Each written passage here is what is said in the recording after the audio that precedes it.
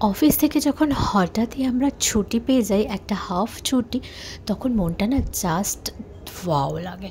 তো আমি ভাবলাম এদিক ওদিক না ঘুরে আমার কাজের কাজটা করে নিই। যেহেতু আমি মেকআপ শিখছি, তোমরা সবাই জানো, তো মেকআপের প্রোডাক্ট আমাকে কিনতেই হতো।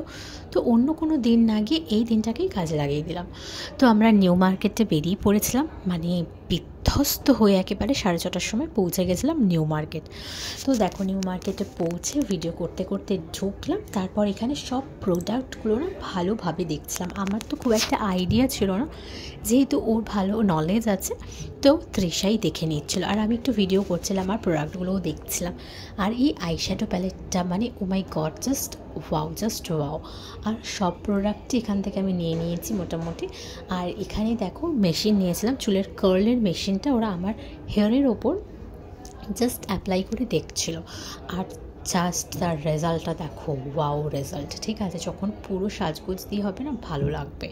আর দেখো, এখানে এতগুলো টাকা দিয়ে জিনিসপত্র কেনার পর আমার না মুখটা একটা জাস্ট পেঁচার মতো হয়ে গেছিলো। আর এখানে আমরা একটু মজা করে নিচ্ছিলাম আর নিজেদেরকে এনার্জি বুস্ট করার জন্য, বিকজ এতগুলো টাকা খরচা হয়েছে, তো ভাবলাম চলো কিছু খাওয়া যাক। এবার আমরা ডমিনোজে চলে গেলাম খাওয়ার জন্য। তো তার আগে তো আমাদের একটু ঢং করতেই হবে, তাই না? ওখানে টটো তুলছিলাম, আমরা একটু মজা সজা করে গল্প করছিলাম। আর দেখো, আমাদের পিৎজা এসে গেছে। এবার দেখো, বেশি তো খেতে পারি না, তাই ছোটোই 2টো পিৎজা নিয়েছি। আমার ভাই একটা আর আমি আর তৃষা একটা হাফ করে খেয়েছিলাম।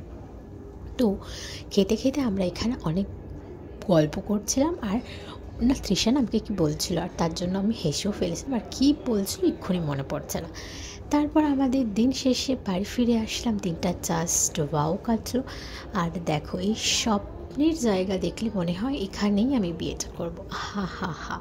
যাই হোক, আজকের ভিডিওটা এই পর্যন্ত। বাই।